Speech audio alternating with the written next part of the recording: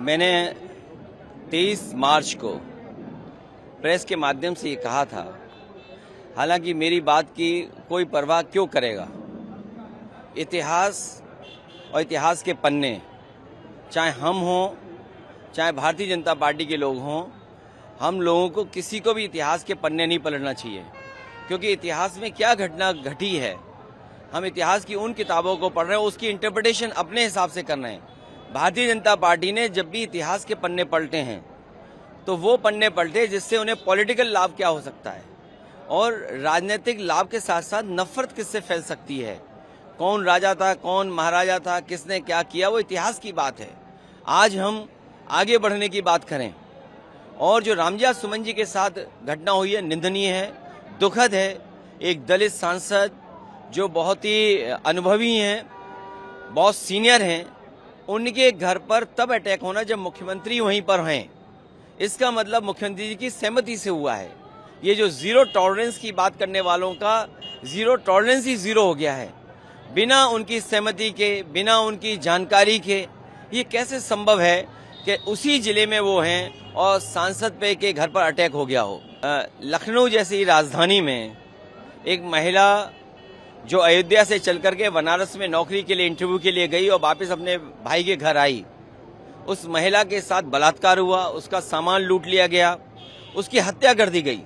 सरकार ये दावा करती थी कि महिलाओं के प्रति कोई भी घटना नहीं होगी। उसके बाद सरकार को मजबूरी में अपना परसेप्शन, अपनी छवि सुधारने के लिए इनकाउंटर करना पड़ा। लेकिन इनकाउंटर से क्या असर पड़ा? दूसरी महिला फिर हत्या कर दी गई। इसी तरह बलिया में एक लड़की लटका दी गई, मार करके, हाथ बांध करके। इलाहाबाद में एक बेटी के साथ बलात्कार और घटना हुई।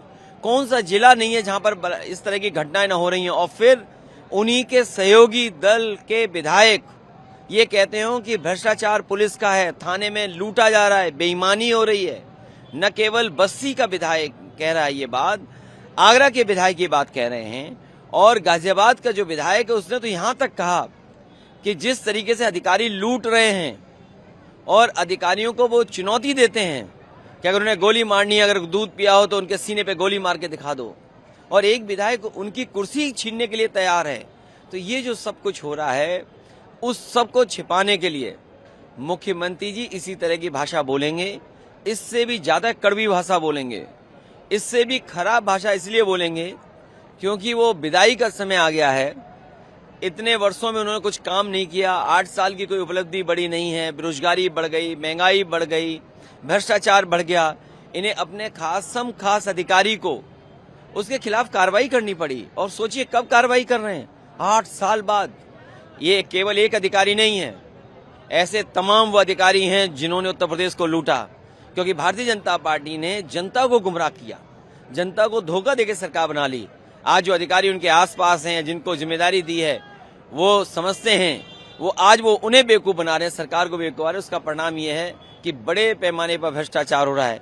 इन्हीं की सरकार में एक अधिकारी पे आरोप लगा था कि जो उत्तराखंड में पैसा निकला है कई 50 करोड़ से ज्यादा, वो भी इन्हीं का कोई अधिकारी खासम खास था। ये तो खबरें चल रही हैं जो अखबारों में, क्या ये सब मुख्यमंत्री को नहीं दिखाई दे रहा है? और फिर जिस जिले से वो आते हैं, सूदखोर हत्या कर रहे हैं, बेटियां सुरक्षित हैं गोरखपुर में, और उन्हीं के गोरखपुर में गोरखपुर लिंक जो भ्रष्टाचार की बड़ी बड़ी बातें करते हैं। कोई कल्पना कर सकता है कि गोरखपुर लिंक 7,000 करोड़ का बनेगा? जो 2022 में शुरू होना था आज 2025 हो गई, तब भी नहीं शुरू हो पाया। जिस बुंदेलखंड एक्सप्रेस वे को प्रधानमंत्री से उद्घाटन कराया गया, वो एक्सप्रेस वे बनने के बाद से आज तक मेंटेन हो रहा है, मेंटेनेंस चल रहा है। तो ये जो भ्रष्टाचार का खुलासा नहीं हो रहा तो और क्या हो रहा है?